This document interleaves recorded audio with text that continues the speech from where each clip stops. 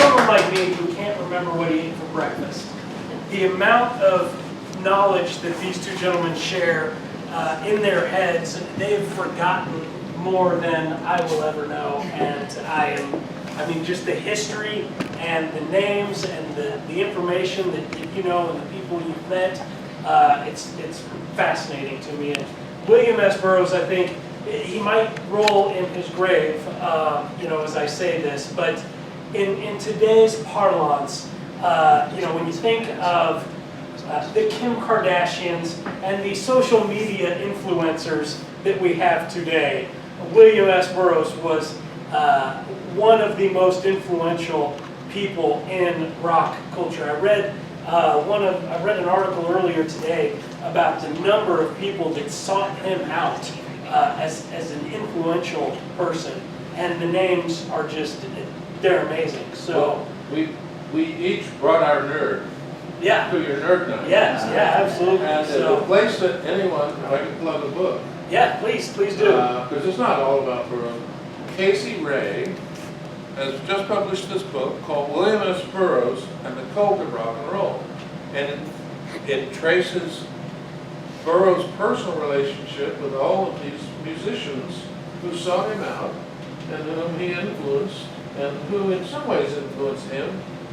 I mean, I remember tape recording Jimmy Page in a Mexican restaurant on Waverly Street in '75 for Crawdaddy magazine and transcribing that. And Rock Magic was the name of that one. Anyway, so William S. Burroughs and the Cult of Rock and Roll, KCRAD, and on the book plugging. This is the 20th anniversary edition of Please Kill Me, the uncensored oral history of punk by Legs McNeil and Gillian McCain. This book has sold 1 million copies. This 20th anniversary. Featuring James. You've got the best stories in there. Yes, he does. Yes, I'm in quite a few of these. Some of them even, you know, truly happened. No, it happened here in Lawrence, like the Iggy Pop saving Iggy's life. And all that. Anyway, that's my book plug. Making 1,000,001, 1,016. And I get nothing from that, just the satisfaction of turning people on to the life that I have lived. Amen. So, I'd like to open it up for questions. I'd like to start off myself with Mr. Ellis here. In going through your list of genres that Manchester was so innovative in, I noticed one that was conspicuously absent there. Disco. What happened there with disco? Bee Gees. African American. Did you know the Bee Gees were from Manchester? Ah, I just set you up. I set you up to just strengthen your whole argument, didn't you? Well, you keep that like in the I back. had 30 minutes. I mean, I could have gone through another 10. Could I just name one more to the list of people who are extremely influenced by William Burroughs and the music world, and probably what I would regard as the most important figure in the history of British music, and that's David Bowie. Yes. Who in the mid-70s completely changed his songwriting techniques, stole Burroughs' cut-up techniques, and changed his own aesthetic in the process. And I happen to think that, just as I think the Velvet Underground is the most important American band of all time, I think that David Bowie is the most important British artist of all time as far as influence on subsequent music. You know, Burroughs and his lover in the early 60s, Ian Somerville, and their tape experiments and so forth, were actually quite influential on the Beatles. And George Martin, Paul McCartney had an interest in obscure kind of composers. And anyway, I mean, the whole cut-up thing, I mean, if you look at what George Martin did in the studio, that was the invention of the recording studio as an instrument. Where, like on Tomorrow Never Knows, you know, relax, go back and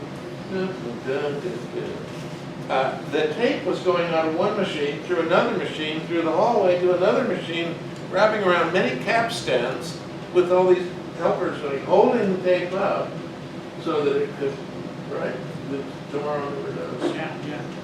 But David Bowie, yeah, it's very important. Does anybody have any questions they'd like to pose? I don't have a question, but a couple of comments. Ian, my daughter's on her honeymoon, and she was in Manchester today. So I'll have to see what she did there. And she and her husband are huge David Bowie fans. But secondly, the reason I'm familiar with Burroughs' book Naked Lunch is my favorite band is Steely Dan. And I understand that Steely Dan was an object in that book, and that's where they got their name from. So. We won't mention what. We will not mention the object, that's right, we will not. So they obviously, he influenced them, obviously, so. Well, he influenced their sense of humor and cultural positioning, Yeah. because Steely Dan, for anybody that doesn't know it, was a fictional dildo in Naked Lunch. I said we wouldn't mention what it was. Well, of course I'm You going said fictional. but it was a replacement for one that was torn to bits by, never mind. That was good. But Steely Dan, I mean, it's kind of that's like music hall comedy right there, speaking of burlesque. But the point is that I just want to say that I love Steely Dan. I would, being like a trained, you know, not just a pop music guy, but an actual musician. And I love that. And I knew Walter Becker, and I'm so sorry that he's gone. And I know Donald Fagen and their producer Gary Katz. I was introduced to Gary at the Bottom Line by Bob Homer. I mean, so I got a close-up look at that. But I'm glad that you like Steely Dan. Did you text your daughter about Manchester? Well, she's sleeping right now, so I'll ask her more. I did actually. She's sleeping in Manchester. I What did. the hell? I showed her a screenshot of your screen, and she would appreciate it. I'm sorry she's not here. Anybody else have any questions? Yes. I heard a lot of rock and then rock and roll used. Mutually exclusive, or is it being blended together? What is your, I guess the take on the British take on it, and then I guess there's the American take too. So I think it goes back to the disco question, because rock and roll is African American. I think those terms tend to be, I'm generalizing. to me, those terms tend to be period terms more than Yeah. definitions of style. I tend to think that the use of the term rock and roll tended to be up until about the mid-60s when it was taken over by the term rock. So I don't necessarily see the terms rock and roll and rock as designating, I mean they do in many ways designate different styles because the styles of music changed in the 60s, but the terminology itself I don't think itself is essential. I agree. And it's a code word.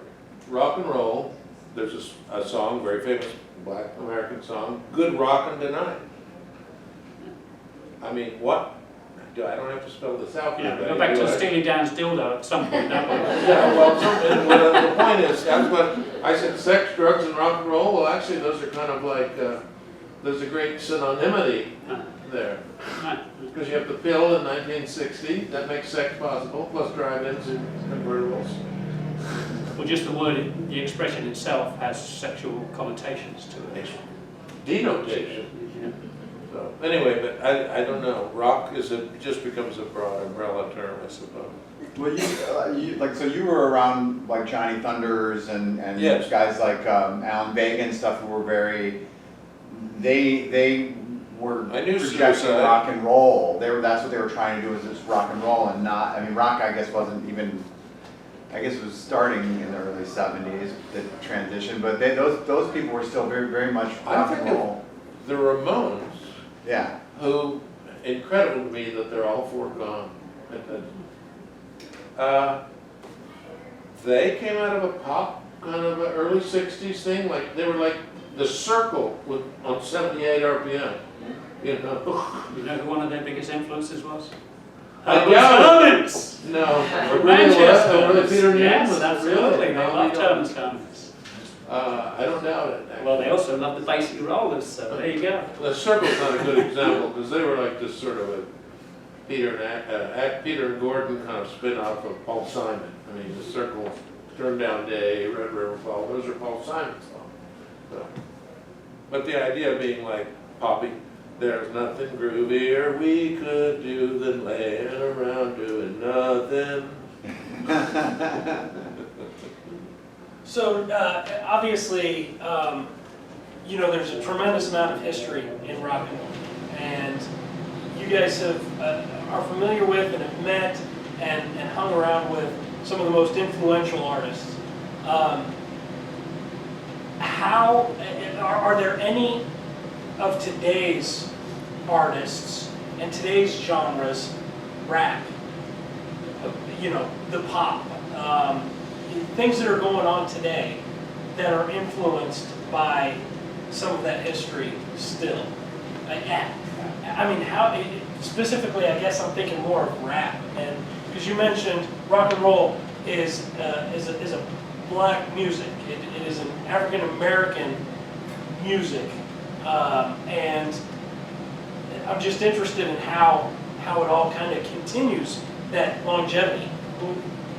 In my Manchester tradition, the closest I would say in this respect would be poetry, which I think is correlative in rap, has been slam poetry, which is a very common genre that's obviously influenced through hip-hop, but I think you can certainly trace certain hip-hop traditions through punk, and I think of someone like Public Enemy as a very important and influential, socially aware and socially conscious group that stated that their mission was to be a kind of hip-hop version of the Clash when they started, and I think that tradition, I don't think that Manchester is in any way at the heart of it, but certainly black dance music has always been very important going through Manchester. There was a tradition that went through Wigan, which is in Greater Manchester, called Northern Soul back in the 60s, that was very, very rare and very obscure soul music imports that the British were listening to, but they basically, that music got lost in America because of the power of Motown and music like that was a lot more commercial.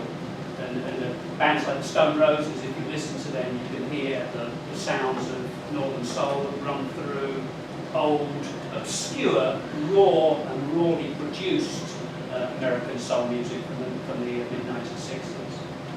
I have something on that. Yes. The Caribbean. Jimmy Cliff, British, the reggae as it occurred in the Caribbean island nations, developed a form of chantement, improvising poetry called toasting. And the MC, in master ceremonies, would toast. And you've heard this in reggae when people do it, and I mean, even when Debbie Harry, they're doing it. And now the man from Mars is eating cars. You know, that's white toasting. But some really interesting documentaries have looked at the 70s as a crux of hip-hop, like b-boys, breakdancing, graffiti, on the one hand, punk rock, which is this kind of aggressive, fast-tempo, DIY, and disco, which is a very producer-intensive R&B, soul, and pop cross. And I would say that John Cooper Clarke, whom I adore, is to beat poetry, you know, I mean, it's what you call poetry slam. It's poetry as showbiz, more than, say, Ginsberg reading Howl in 1955. I mean, that was showbiz too, but the doggerel, so that's one flux, and then I'd like to piggyback on your please do. Jamaican to hip-hop punk connection when hip-hop first emerged in New York City in around 1979.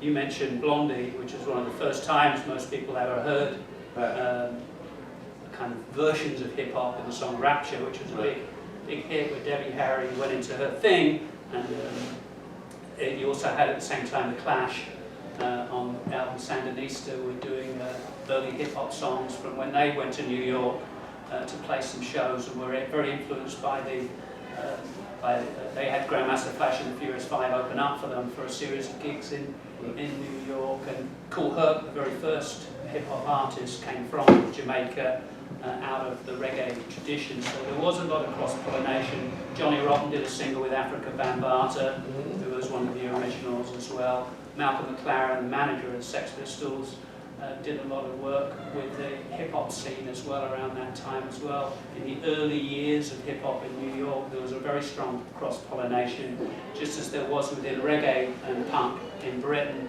because they were seen as the rebel musics of their period, so they were kind of kindred spirits, even though they came from very different planets in many ways. And like Many Rivers to Cross is pop, but the harder they come, the harder they fall. That's reggae, and that kind of upbeat, and that improv is rhyming. That's the key. That's the key. What you have going through the whole thing. You don't have that with John Cooper Clarke necessarily, although the rhythm is difficult. I don't know. I didn't go down a rabbit hole on that. Please. Well, again, I want to thank you both for coming tonight. I think you're both hanging out for a while, right? So if you have any other questions or want to have a chance to chat with them, you're going to have to wait until I'm done with them.